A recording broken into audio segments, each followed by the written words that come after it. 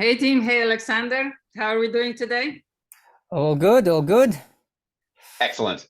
Well, I'd like to invite you into the conversation about Connectathon. Do you still remember how it came about and where the first idea was born? That was a What's your lot of first fun. recollection? What's your first thought? Tim?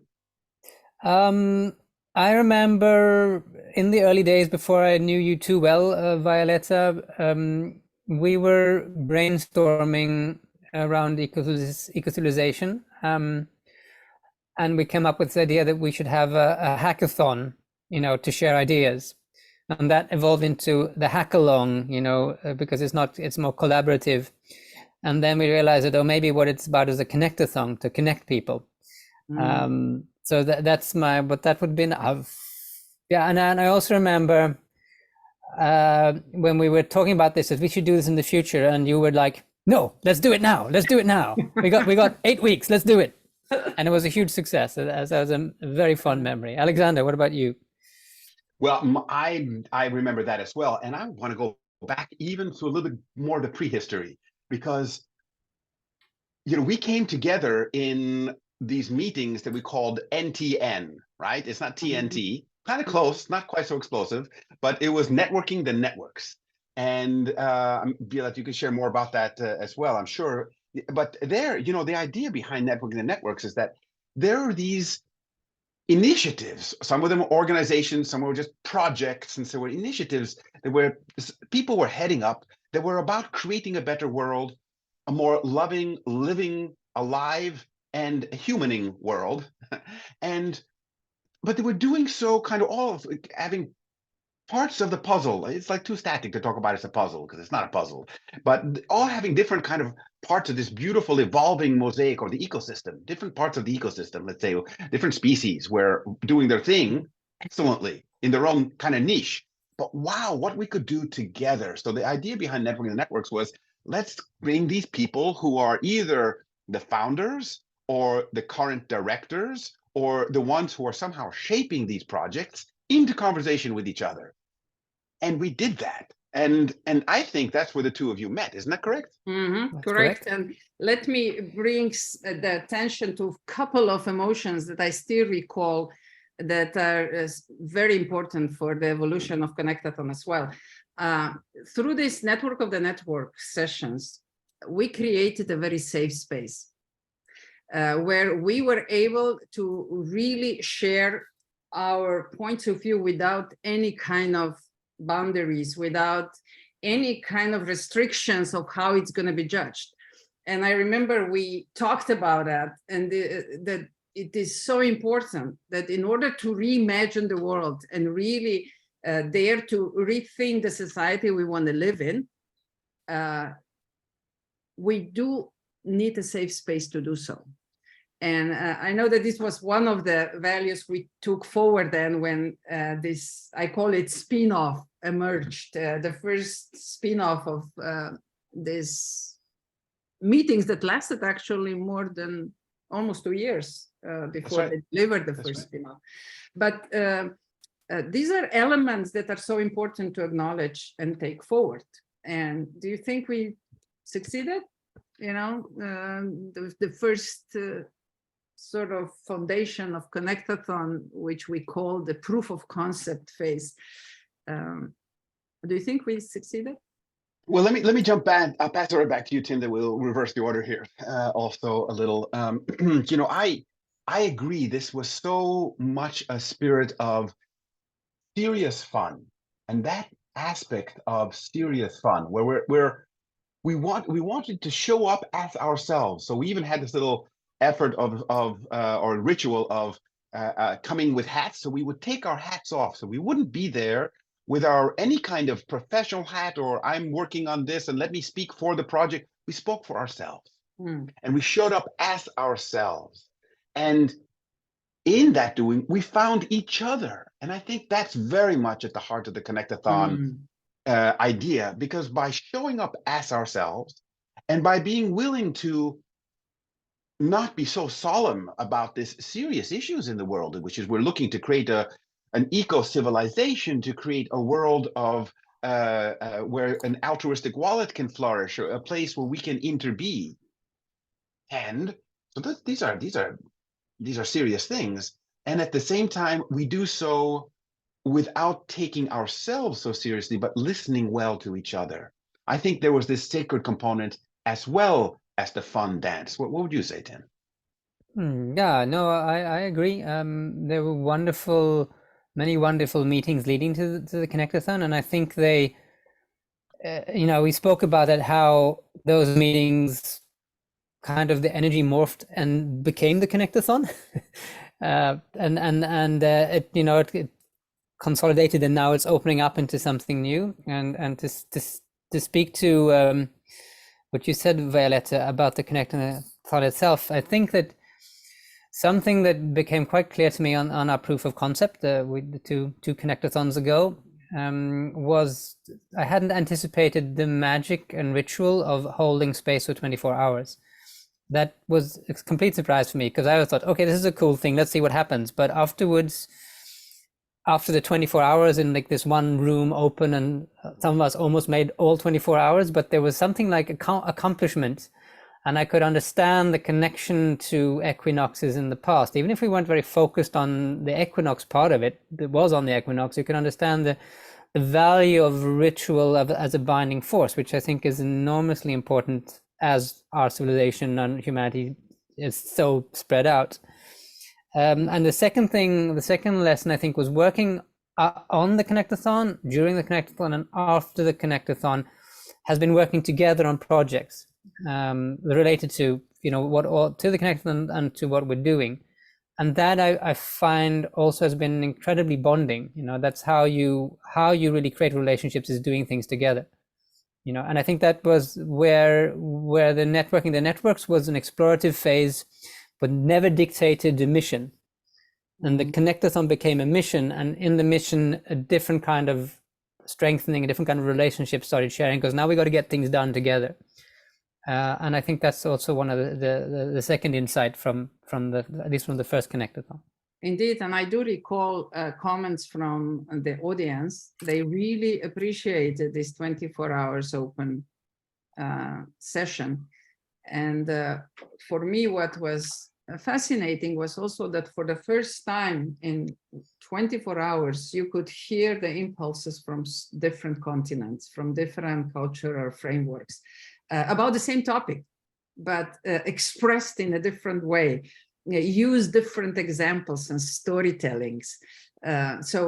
Also so many different tools started to emerge as an expression of opinion, not only PowerPoint presentation or a video, but there was a lot of storytelling. There was a lot of music as well. And above all, there was a tolerance, again, safe space that people could express themselves in the way we felt appropriate. So, and I hope that, these were the messages that we did take over to the next Connectathon, which we had in March, right? What do you guys remember from the March Connectathon? Shall I go first? Please. Yes. Well, the something I remember quite well, and it was interesting because you spoke of the story, and I think it is very much about the story we tell ourselves about who we are, and because that is what we are. We're collaborators and storytellers. That's humans. That's what makes us unique, I think, or the most unique. And the idea of beginning to tell a common story, weaving a common story. We've never had the tools or the ability to do that before. And that's something we're beginning to explore, both in practice and trying to design the tools that will build that culture, that story that we're going for. And I remember one of the sessions, a day's session, where he was actually telling a story. And I was like, wow, this is almost like sitting by the fire and hearing like a story of the past, and it's very, very stimulating and very, very, very present, and I love the idea of like a few years down the line, maybe there's 100,000 people listening to one story at one point, or meditating to to the equinox passing over, you know, to bring that presence of so many people focusing on one thing, I think can be of huge ritual and practical importance. And the other great insight from the second Connectathon, our first prototype, because we're still prototyping, was the notion of a hub, because I had a bunch of people who were part of the Connectathon who happened to be in my house during the Connectathon, and it was quite wonderful because took turns sleeping, and you were running up and downstairs. Someone was always making coffee, somebody was, you know, fixing food. There was always somebody in the Zoom room, and that's something I realized, the connection between the virtual space that we're in now and being present together in a virtual space. So I'm really looking forward to explore that more in the future. Like people could come together, you know, in a barn somewhere and be part of the Connectathon. So you're both together as a group, but you're also together with all those other groups in the world. And those ideas really excite me. I do recall them. Lovely memories. Go ahead, Alexander. Yeah, you know, and these are living memories. I mean, in a way, it's not like, oh yes, I remember and I've memorized this, but they are things which enliven me, at least. And I think this is the spirit of this. You use the word also, I'm going to refer to several things you just said, Tim, because they're so nice.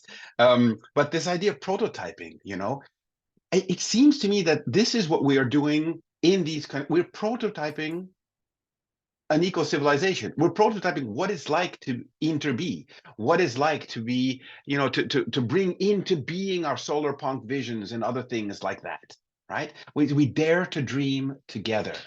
And this is, I think, part of this.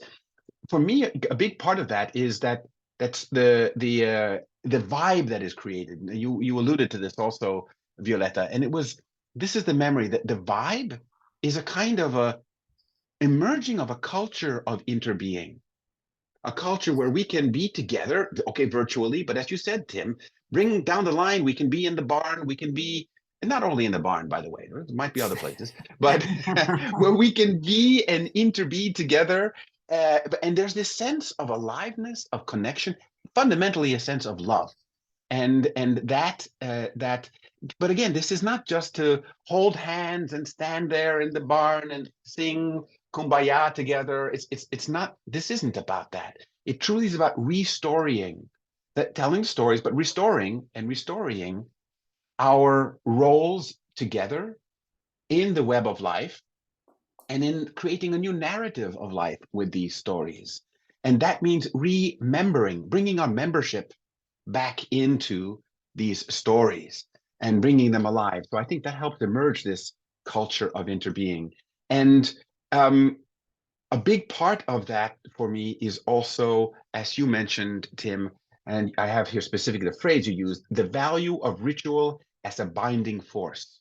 I love the way you express that, because indeed, I think we have this, in the Connectathon, the whole 24 hours is done during the equinox with the shifting seasons, the shiftings of the move from the dominance of the sun in the north and the south.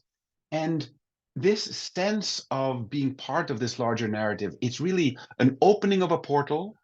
And the whole time during the Connectathon is a sacred space. Now, it's not a sacred space where we have to be overly solemn, as I mentioned. We learn, we listen, but there is something about what we're going to introduce in this next Connectathon, just as to give a little bit of a heads up for people, the idea of red threading. And when you red thread, you need to be actively weaving with each other. So this is the nature of the Connectathon. We're connecting our potentials for our collective higher potential. And that means that we have to interweave. And that is our red threading process. We listen for that red thread and we weave it together. And that's really the narrative of the Connectathon. Yeah, and if I may, this is so nicely said because it shows the progressive development of Connectathon as well. At the first Connectathon, we realized we need rituals because rituals are really this bonding force, as both of you acknowledged. So we brought them into the second Connectathon. And now we are understanding even more the deep meaning of rituals, and even brought a new topic, rites of passage, that we could learn from the old civilizations and bring it forward to serve us in addressing today's challenges, no matter what kind of topic is. The rituals are this energy force, energy field within which the emergence of new can safely happen. And for me, that is so inspiring. So in the September one this year, we will see yet another step forward in that direction, while not compromising the core topics, content-driven topics that have naturally emerged.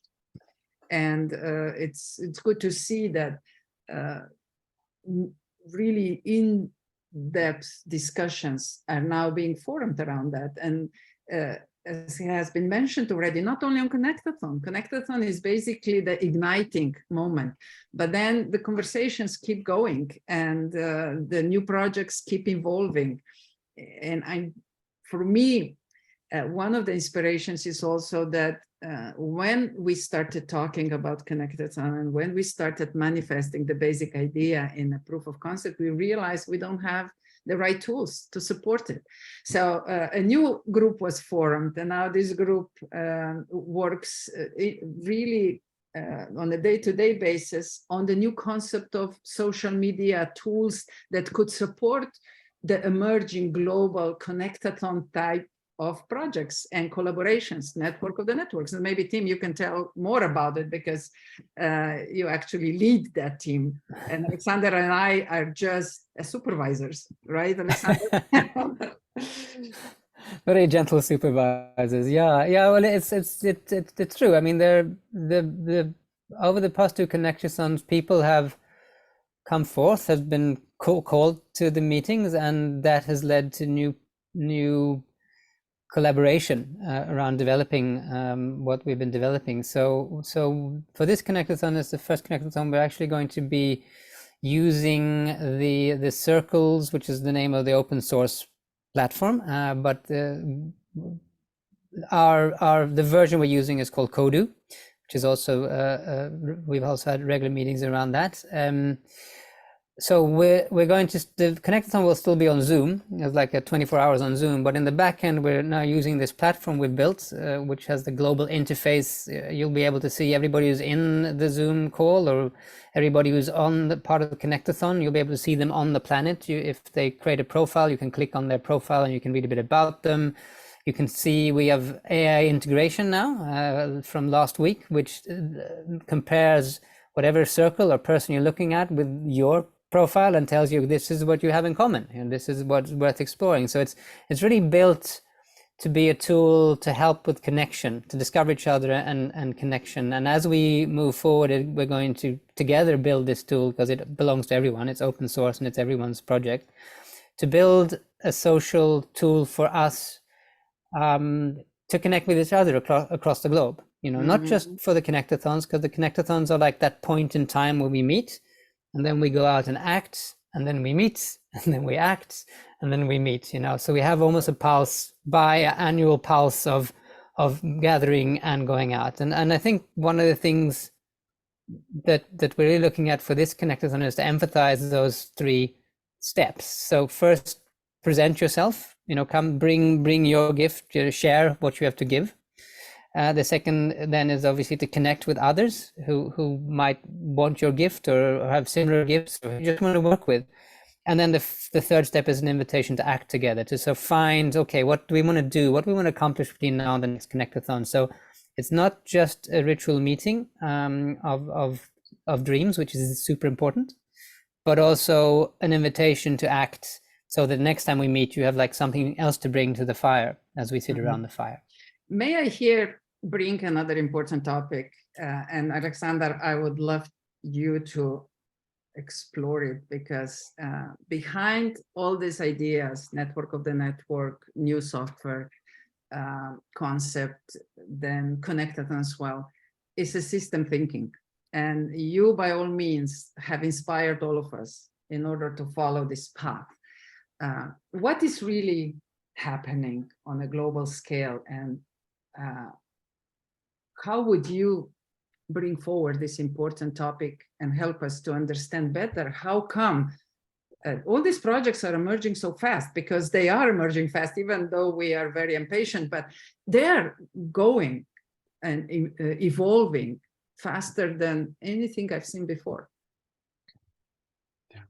No, it's amazing because there are so many things that are emerging, and there's almost an effervescence of initiatives bubbling to the surface, but all kind of disconnected in many, many ways, disconnected from each other at least. And many of these initiatives are like, we're the only ones doing this. So wait a minute, let's find each other, because there really is this community of initiatives, this co-emergence. And I think in terms of the systems kind of a framing of this, it gets to something that Tim said again. It's about the pulse of life. So we're looking at we're starting to be, as a species, more sentient, more aware of that we're living on a living planet.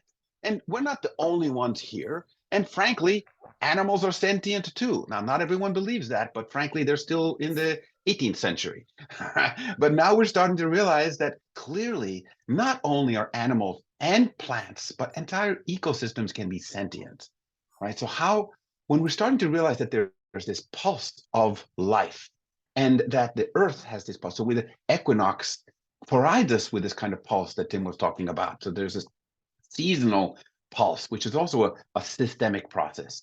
And we're starting to find that we can not only be informed by and get in tune with that, but we can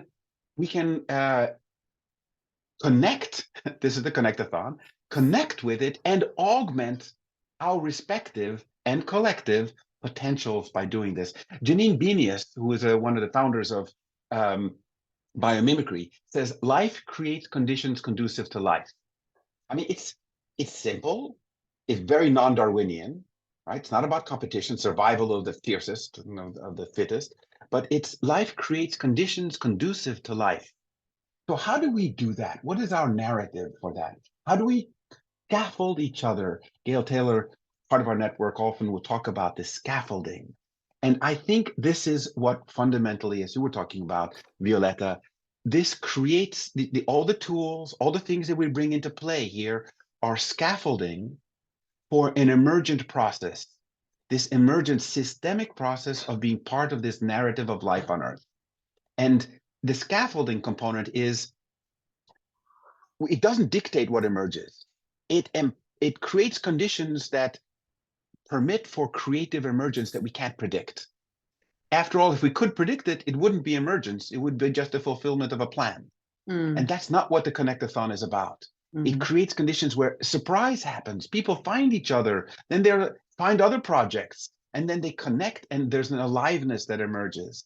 This aliveness, I think, is the emergent life connecting with life component. And this is what we're learning. The Connectathon is a wonderful vehicle for experiencing that. Yes.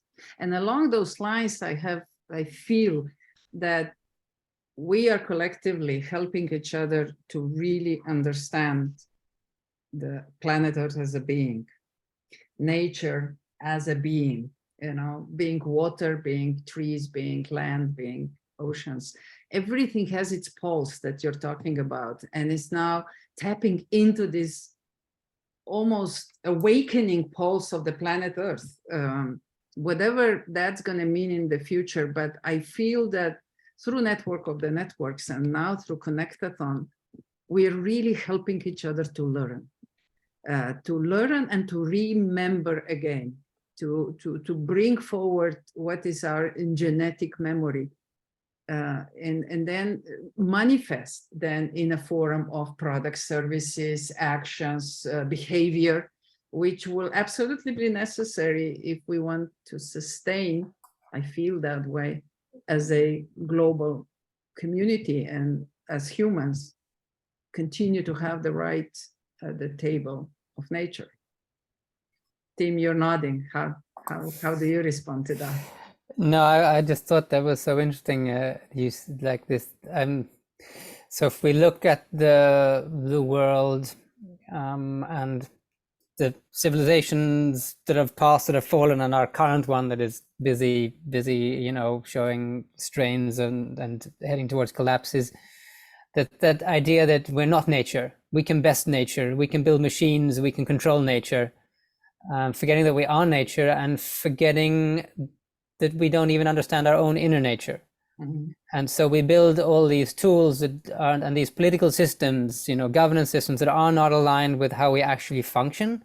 And that's why, and that's why I think it's so interesting that, like, one of the topics where we are exploring is our humanity. Like, how do humans actually work? You know, as individuals and together, and build on that to figure out, well, because if we don't understand that, we don't have a hope of building a functioning civilization. We'll never go to the stars, you know, and we won't have anything worth spreading to the stars anyway. You know, so it really is coming back to human nature and building from that, understanding our own nature in alignment with nature. Yeah, and I also agree with Alexander that I think we're coming to that point where we can start reaching out to each other, because we built the technology that can begin to allow us these connections. And that, prior to this, you know, I mean, the telegraph was super cool, radio was super cool, but you know, they weren't like, the internet was also, it is super cool, that allows us to do this, but they're still operating on an old thought, you know, but not an old enough thought, as a thought of dominance. And for us to sort of try to build the tools to allow the emergence, I'm very excited about where humanity can go if we actually are allowed to evolve on our own. And the focus topics are also proving what you're just saying, right? We are focusing on what it means to be human. We are focusing on a new generation of tools that can serve the humanity, not enslave it even further. We're talking about ancient future wisdoms, where they really we try to tap in the old wisdom, and for the first time after a long time, try to do cross-civilizational integration. We already mentioned rituals, so I do really think that the last but not least topic, which is challenging the current economical frameworks, will also emerge out of discussions like that, because nobody is smart enough to figure it out by his or herself. It's going to emerge out of the collective awareness and expanded consciousness that we are now all building. Alexander, you probably can add a lot. Well, no, just to mention one thing, I love that the idea, you know, that none of us is as smart as all of us. You know, that's the whole point here. This is, and you know, we talk about collective intelligence in this framework, but a precursor to collective intelligence is connective intelligence. That's exactly what the Connectathon is about. This connective intelligence, to know, you know, who to connect to, and what kind of platforms, like Tim talked about, that would empower these connections. And then once we have we knowing who to connect to, what technologies and what other scaffolding we can connect to, we put that into play through, and that emerges the collective intelligence. But it really starts with this connective intelligence, and really to emphasize the fact that it's not a connectathon of, here's my resources, let's see, do you have other resources, what's your technology? It's not connecting things. It is connecting really people, initiatives, and care, and our visions for a thriving humanity and a thriving planet. And it's not just for humanity, it's for our interbeing. I want to go to this learning component that you mentioned also, Violetta. So important. This isn't a school. Connectathon is not a a place where we come to study, but it is a wonderful learning environment. You learn about ancient and future wisdom that is brought out in this kind of explorations from different parts of the world. And you have even sessions that are done in other languages, and we share. So I like the expression that is, learning is the way humans evolve. Okay, learning is the way we evolve, but evolution is the way nature learned. So there's an interplay between how nature, we as we contribute to the evolutionary process by learning and by being part of this narrative of emergence, then we also enrich nature and allow nature to learn through us. and through what we are bringing into this enriched interbeing on our planet. Mm. So all this is really now coming together with its own pace and joining in this 24 Hours for Humanity event, which we call Connectathon. So what should we say at the end to all our listeners and to everyone who's planning to come and join and just listen, come and join and interact, come and join and co-create the future events? What would be your thought, Tim? Well, I'd say come and join. Next one is the 22nd of September. And yeah, you can read about it on theconnectathon.com or theconnectathon.org. You can see the schedule, the plan, and yeah, if you want to contribute, come and contribute. Maybe join the team and be part of the creative force for the next Connectathon. Very exciting. Alexander? Yeah, exactly. It is very exciting. And you know, my message would be to jump in with both feet, to come and join and roll up your sleeves and be ready to play, to explore. Imagine that you are coming to this wonderful ecosystem, like, well, this right behind me, right? Well, what do? You go and jump into that. You just don't have to think, okay, how do I prepare for this? Should I bring something? But bring your creativity, bring your fun, bring your willingness to explore, bring your willingness to listen, and bring your eyes that can help see the connections among things, because that, after all, is what we're looking for. How do we interconnect to create something rich and vibrant? But there's no beginning, there's no end, there's a pulse, but there's no place where you have to begin at this point or have to end at that point. No, there are different breathing processes as you jump into this ecosystem. Come and explore. And there's no people who are more or less prepared to walk into an ecosystem. It's just, as long as you're there with open heart and open mind, we will learn with you. Well, this was a very special journey on its own. And if anything, life taught me that together we know, and together we can create new hope. And only together we can really, truly thrive. And Connectathon is just one little piece to the jig puzzle. And I hope to see you all there. Fantastic. Thanks so much. Thanks to both of you, and thanks to everyone who will be there. Looking forward to it. Yeah. Okay then. Bye-bye, everyone. Bye-bye then.